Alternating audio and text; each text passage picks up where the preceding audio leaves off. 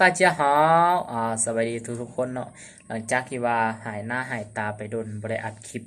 เกี่ยวกับการสอนภาษาจีนลงดนแล้วเนาะมื้อนี้ก็อาจารย์วิระก็ได้มาอัดคลิปสอนภาษาจีนคือเก่าเนาะมื้อนี้จะเอาภาษาจีนเกี่ยวกับมากมายเนาะมาสอนให้ทุกคนได้เรียนนำกัน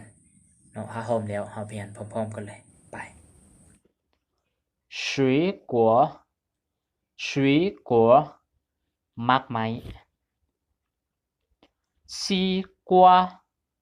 西瓜麦馍，香蕉，香蕉麦乖，橘子，橘子麦姜，椰子，椰子麦泡，芒果。芒果มะม่วง木瓜木瓜มะฮุง草莓草莓มะสตรอเบอรี่荔枝荔枝มะลิ้นจี่榴莲榴莲mắcทุเรียนหงเหมาต้านหงเหมาต้านมักเงาะหลงเหย็น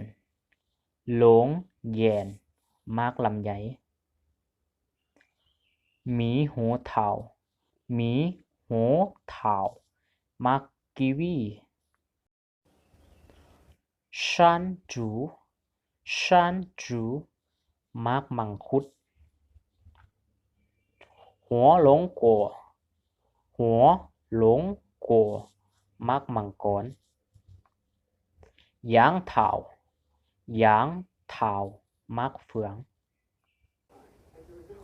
ผิงกัวผิงกัวมักแอปเปิ้ลเป็นอะไรเนาะหลังจากที่ว่าเรียนคำศัพท์ภาษาจีนเกี่ยวกับมากมายเนาะถ้าว่าผู้ใดอยากรู้ว่ามากมายชนิดอื่นบ่เนาะก็สามารถคอมเมนต์ไว้ใต้คลิปวิดีโอได้เนาะหรือว่าถ้าว่าผู้ใดที่ว่าอยากให้อาจารย์เฮ็ดคลิปเกี่ยวกับอันใดนึงเนาะหรือว่าเกี่ยวกับสิ่งอื่นๆก็สามารถคอมเมนต์ไว้ใต้คลิปวิดีโอของอาจารย์ได้เนาะถ้าว่าอาจารย์มีเวลาว่างอาจารย์จะมาสอนให้ทุกคนได้เรียนนำกันเนาะ